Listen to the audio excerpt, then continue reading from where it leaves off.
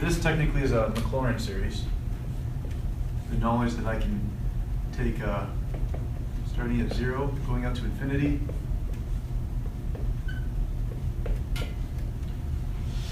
What we talked about last Wednesday was kind of how to come up with this for an arbitrary function, right? And I think we actually started with this example. We kind of went through this systematic way to kind of come up with these. It had involved a lot of derivatives.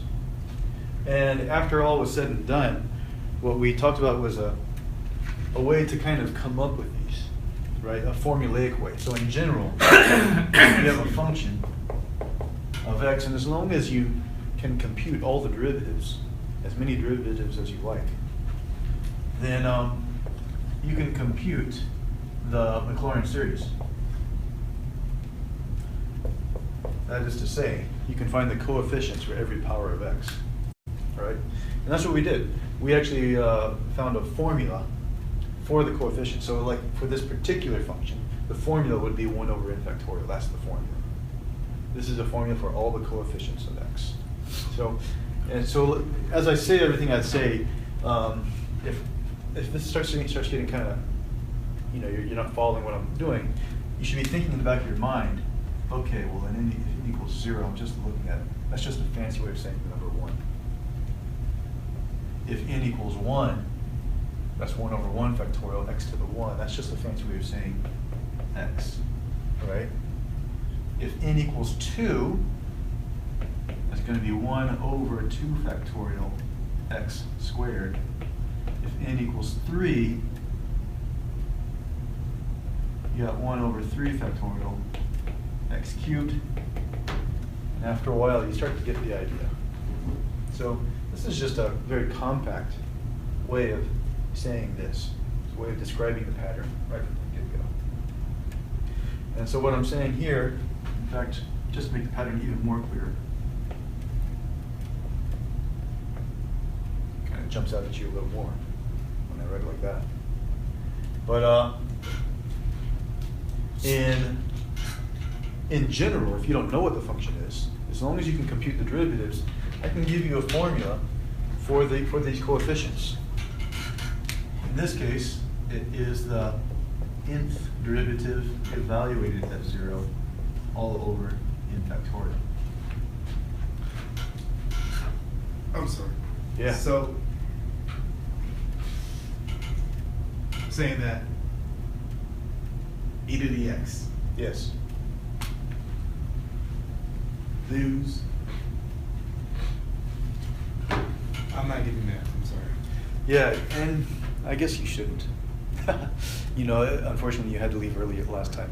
And so we talked. I'm kind of giving you the overview right now. Okay. So, but yeah, this is kind of like what we found for reasons that are not explained right here presently. It ends up being like that. In general, it looks something like this, or to put it differently, what that formula is telling me is that the constant coefficient is always going to be this function evaluated at 0, plus the derivative of this function evaluated at 0 all over 1 factorial times x,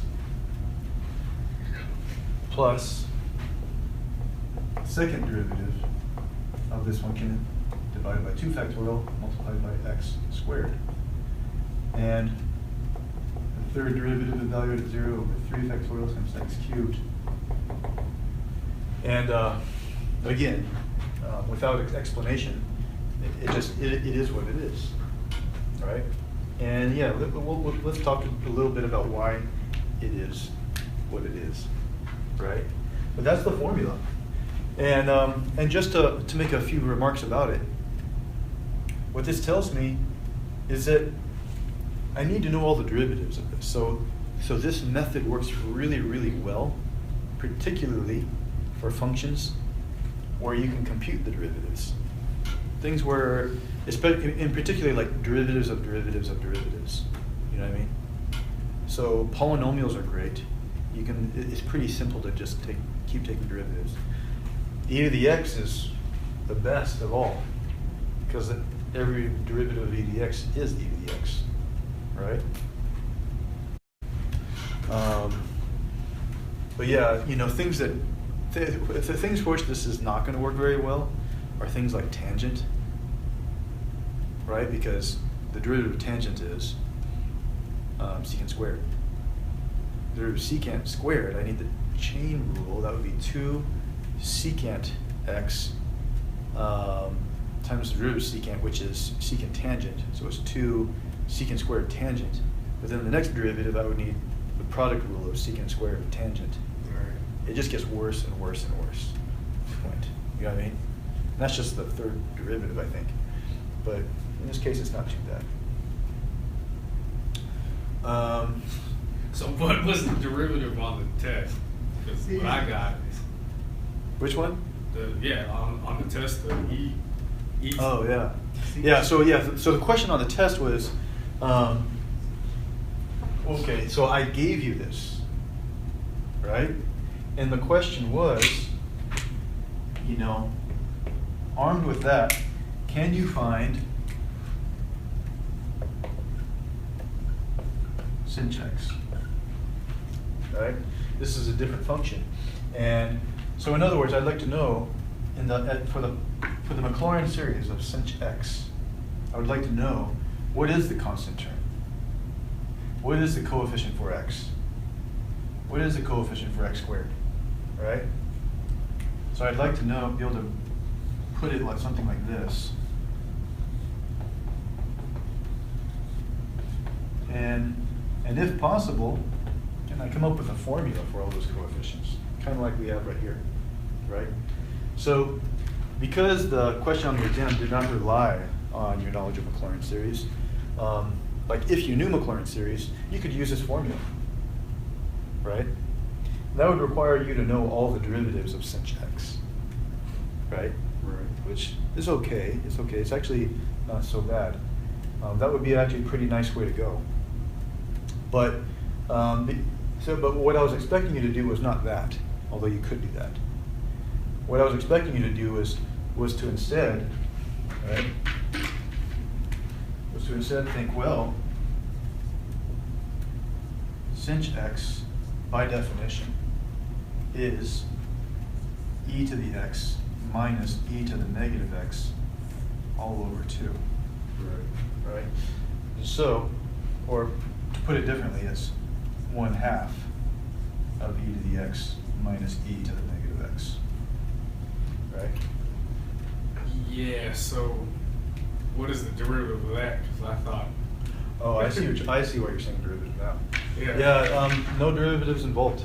Can you just plug and play? If Yeah. you know what that e to the x is, Mm-hmm. and then the negative one is everything negative, right? So e to the x is that? E to the negative x. Yeah. Why am I not taking the derivative of sinh x though? You could. To find the So. Oh yeah. Well, you want to use the formula? Oh yeah. Sure, you can do that. So can you tell me like? Oh yeah. Well, the first solution I'm going to present is the one I was expecting on the exam. I wasn't expecting you to use this theory. Okay. You know what I mean? But yeah, it turns out that you know, if you just do substitute using this idea, all I have to do is substitution. Right. Because I know what e to the negative x is. I just take this, and everywhere I see an x, I'm going to replace it with a negative x. It's 1 plus this plus 1 over 2 factorial this squared. 1 over 3 factorial this cubed, and so on and so forth. Where I'm replacing everything with negative x. And this converges for all x, just like this one converges for all x. And so I get this, 1 minus x plus 1 over 2 factorial x squared, because the negative squared is positive, minus 1 over 3 factorial x cubed. I should have did the negative 1 to the nth under that. Yeah. That's basically what it is. It's e, it's 1 over n factorial x to the n minus parentheses negative 1 to the nth times 1 over n factorial x to the n. Let me show a couple more times.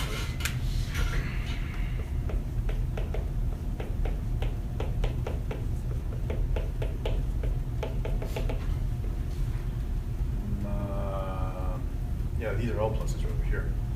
1 over 4 factorial x to the 4th plus 1 over 5 factorial x to the 5th. So I copied down what I wrote over there, just so it would line up a little nicer. So the next thing I want to do is add them up. Oh, and then you're saying divide the whole thing by 2. Or rather, I meant to say, I want to subtract actually. Yeah, I see. See where I'm going? I'm just constructing sinh. So if I take, the formula says e to the x minus e to the negative x. So I'm going to take the bottom equation minus the top equation. That is to say I'm taking this one minus 1, those cancel. 0. X minus negative x. Plus 2x. Yep. This minus that. 0. Uh-huh. And this minus that. Plus 2/3 x cubed. And 2 over 3 factorial x cubed. I'll write it like that. Again, this minus that is going to be 0 for the same reason. This minus that will be twice.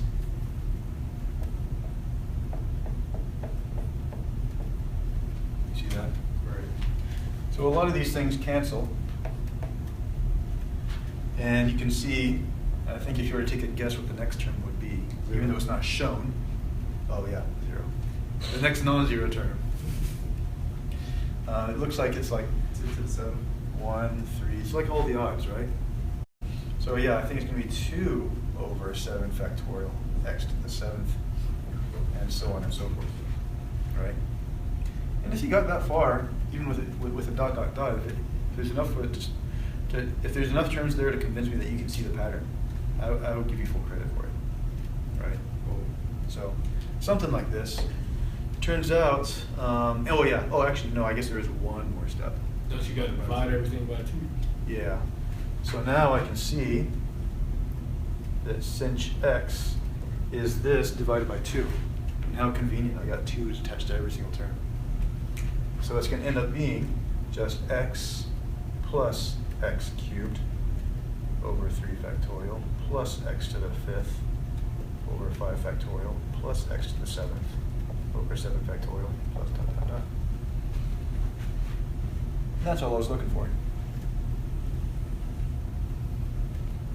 So it's kind of noteworthy that we didn't take any derivatives along the way. We could have. But yeah, that's this is one. If you know something, such as this series, you can construct lots of other series.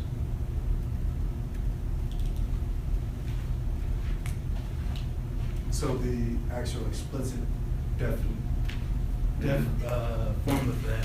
Mm-hmm. Yep. That could have been expressed in sigma notation, but that's just semantics. I'm not really sweating that so much. But that it is a good exercise. Like, how would I actually say that in sigma notation? Right. X raised to the n plus 1 divided by n plus 1 factorial. N plus 1, that's where n starts at where? No, because you get 4. Where n starts at 0? If n equals 0, then that would make this exponent a 1, which matches the first term. Divided by 1 factorial. Yeah. Right, right. But then when n equals 1, Oh yeah, it's not. Okay, so n equals 1, but then that's not n plus 1. yeah, you want to go up by 2's basically. So Yeah. it's x. So you're saying n go up n plus 2? Oh yeah. Well, if you factor, well, So x to n plus 2 divided by n plus 2 factorial. Right. Well, n plus 2 won't do it either, because when n equals 0. 1, you get 3. When n equals 2, you get 4. You're still going up by 1's. See, this number only changes where you start. 2n plus 1. Yeah. The coefficient in front of the n is Yeah, what 2n. determines how the rate at which it goes up. 2n plus 1. 2n plus 1 will start at 0. So when n equals 0, I get an exponent of 1. When n equals 1, I get an exponent of 3. So it's doing what I wanted to do. When n equals 2, I get an exponent of 5. And it's very convenient that that which I'm taking the factorial of is always the same as the exponent. So So 1 over if you bear that in mind, 2 plus. notice parentheses are necessary here, right? So it is.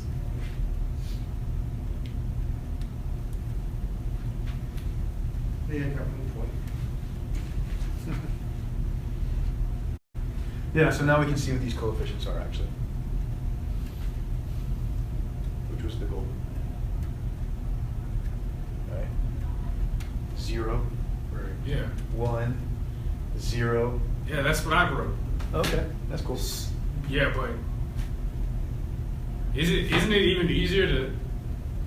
So like, if I just showed you that I got a pattern zeros and ones as the coefficients, Well, they're not all ones though. So they're not all ones. So this one is a 1. This Right. one's a 0. That's a 0. But the next one is not 1. 1/3, 2/3. Well, 1/6. Oh, yeah. 6, All right. Then 0. Then 1/20th. Oh, I got the 1/6 now too on mine. Minus 1/6. Never mind. Yeah. So anyway, so that's where that's what we're doing. We're just kind of putting these things together. You can do a lot with even just with a handful of power series. You can do a lot, kind of like this, right? But yeah, like at this point, yeah, we're just kind of looking at where to go from here. I haven't yet explained, why this works. Oh, not yet. Stuff in here. Oh yeah, sure, that's fine. But what was I going to say? Right. So what's going to happen next is so 2 questions I want to answer is like, why does this formula work? Right. But also, yeah, I think perhaps maybe more immediate is like, how can I get this From using the that, formula? yeah. So you'd have to know a little bit about sinh and cosh, right? Isn't cosh? Mm-hmm. Didn't we say like the derivative of sinh is cosh, Yeah. but the derivative of cosh is not negative sinh? Right. So then why didn't? See, you threw us off with that hint, man. We should just like sine, cosine, sine. Yeah, I'm just saying like the world. The one. Yeah. You threw me off with that hint. Because Yeah. I wrote that whole thing down and I was like, oh man, it says sinh. Let me get a new piece of paper. I should just treat it the same anyway. So we're trying to come up with an alternative solution to this, and we're doing that by using this formula. This formula calls for all the derivatives of a function. So if the function in question is sinh, I need to know what the derivative of sinh is. That's cosh. I also need to know the second derivative of sinh, i.e., the first derivative of cosh. It is negative sinh? No, it's just sinh. I remember that somewhere. That feels like a minor. Mm-hmm. Yeah, the second derivative of Because the derivative of minus e to the negative x is plus yeah, e to the x. in that regard, hyperbolic sines and cosines are, in a way, simpler than sines and cosines. Simply It's just because back you and don't forth. have to deal with the negative. It's just always sine, sinh, cos, sinh, cos, sinh, cos. So, yeah, so it kind of really depends on whether I'm looking at an odd derivative or an even derivative, number of derivatives. Right? Of sinh. In this case, it would be. Cosh. So I can see that whenever I'm taking an odd number of derivatives, I get cosh. Anytime I'm taking an even number of derivatives, I get sinh. And furthermore, you can see that sinh of 0 and cosh of 0 equals, well, yeah, sinh of 0. E to the 0, e to the 0, 0 is Is that 1. one? But 1 minus 1 is 0. Yeah. So this one ends up being 0. The cosh looks almost like that, except it has a plus instead of a minus. Yeah. And in that case, it would be 1 plus 1. You get a 2. 2 over 2 is 1. So it's 1, right? Yeah. Yeah, but I'm saying with this logic alone, that's where I got, and I was like, well, then all the coefficients would be 0 and 1. Right, but don't forget, the formula says you have to divide each of those by n factorial. Okay. I see what you're thinking Yeah. now. Okay. Yeah. So you're halfway there. So you didn't get it right. You did the hard work of computing all the derivatives, evaluating all the derivatives. And even worse, I didn't write cosine sinh. I did e to the x minus e to the negative x. Oh, okay. So it was just even more handwriting for him. So you got to cramp your wrist then.